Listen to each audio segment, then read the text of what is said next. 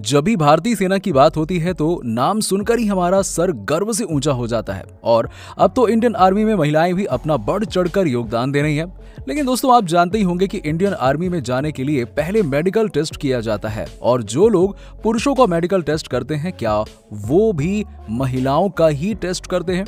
और क्या medical test के दौरान महिलाओं की वर्जिनिटी को भी चेक किया जाता है? ऐसे बहुत से सवाल हैं जिनके बारे में शायद आप नहीं जानते होंगे। और आज इस वीडियो में हम आपको इंडियन आर्मी से जुड़े कुछ ऐसे ही सवालों के बारे में जवाब देने वाले हैं और बताने वाले हैं कि क्या वाकई में इंडियन आर्मी में महिलाओं के सिलेक्शन के लिए वर्जिनिटी भी महत्व रखती है या फिर नहीं। चलिए शुरू करते हैं आज की कमाल की शानदार वीडियो। एक समय इंडियन आर्मी के अंदर से पुरुषों का ही बोलबाला हुआ करता था, लेकिन आज 8.14% महिलाएं इंडियन आर्मी में अपना योगदान दे रही हैं। इंडियन आर्मी का नाम सुनते ही आपके दिमाग में 55 इंच की छाती और 6 फुट की हाइट नजर आती है।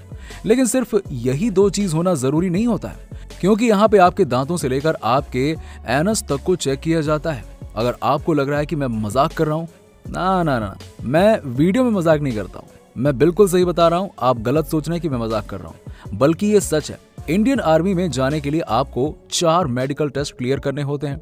अपने डिफेंस सिस्टम में जाने के लिए आपको टोटल 4 टेस्ट से गुजरना पड़ता है।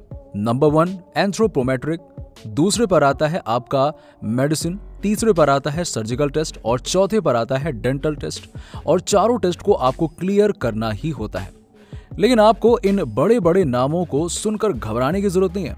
हम आपको सिंपल भाषा में समझाते हैं।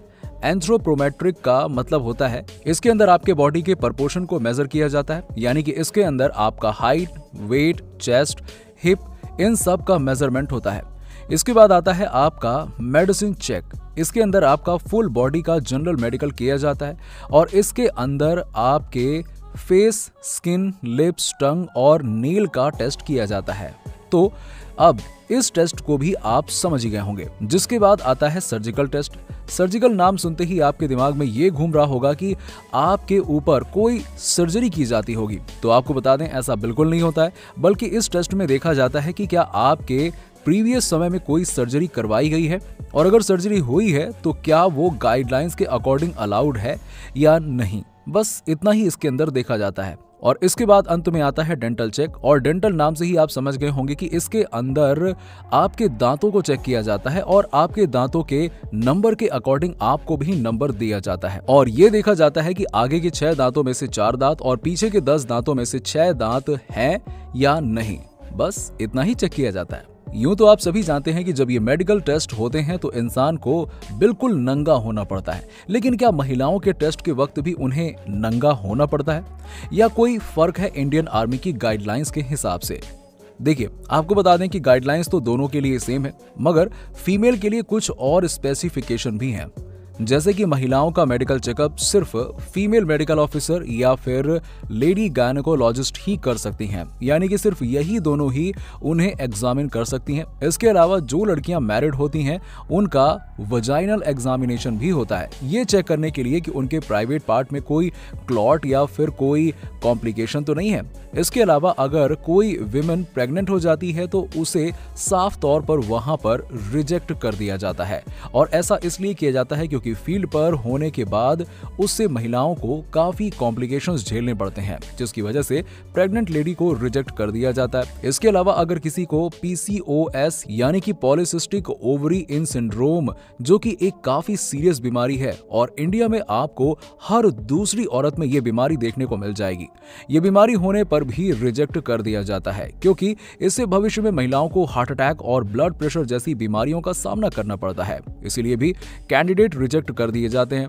इसके अलावा हम एक और चीज सुनते हैं, आर्मी ज्वाइन करने से पहले महिलाओं की वर्जिनिटी को चेक किया जाता है। क्या वाकई में ऐसा होता है? तो आपको बता दें कि ये बिल्कुल गलत है। ऐसा सिर्फ एक ही देश में होता है और वो है इंडोनेशिया। वहां पर आर्मी में ज्वाइन करने से पहले महिलाओं की वर्जिनिटी को चेक किया जाता है। ये तो हम सभी जानते हैं, लेकिन हम अगर अपनी इंडियन आर्मी की बात करें तो यहाँ पर वर्जिनिटी को चेक नहीं किया जाता। और अगर कोई आपसे कहता है कि आपको ये चेक करवाना ही होगा, या फिर करना ही पड़ेगा, तो ऐसे में आप उसके ऊपर केस भी कर सकते हैं। लेकिन अब एक सवाल ये भी उठता है कि क्या इतने सारे टेस्ट होने की वजह से, क्या इतना हार्ड होने की वजह से वाकई में महिलाएं इंडियन आर्मी को ज्वाइन नहीं करना चाहती हैं? तो आपको बता दें कि इंडियन गवर्नमेंट के अकॉर्डिंग तो साल 2021 में इंडियन आर्मी में सिर्फ 0.56% औरतें थीं, compare to 6.5 in Indian navy.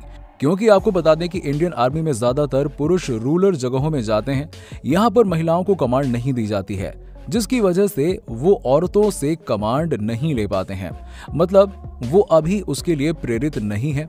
Supreme court ने अपने स्टेटमेंट में कहा कि ये काफी पिछड़ी हुई सोच है और ये चीज जब महिलाओं को पुलिस फोर्स में ज्वाइन करना शुरू किया गया तब भी देखा गया था। लेकिन अब चीजें धीरे धीरे बदल रही हैं। इंसान को एक मौके की तलाश होती है और जब उसे वो मौका दिया जाता है तो वो खुद को बदलने लगता है। तो दोस्तों, हमने देखा कि अपने इंडियन आर्मी फोर्स में कितने टेस्ट होते हैं, कैसे टेस्ट होते हैं, महिलाओं के लिए किस तरीके से टेस्ट कंडक्ट किए जाते हैं तथा पुरुषों के लिए किस तरह से टेस्ट करवाए जाते हैं। इन सभी तरीकों को बड़े ध्यान से इंडियन आर्मी की गाइडलाइंस में रखा गया है।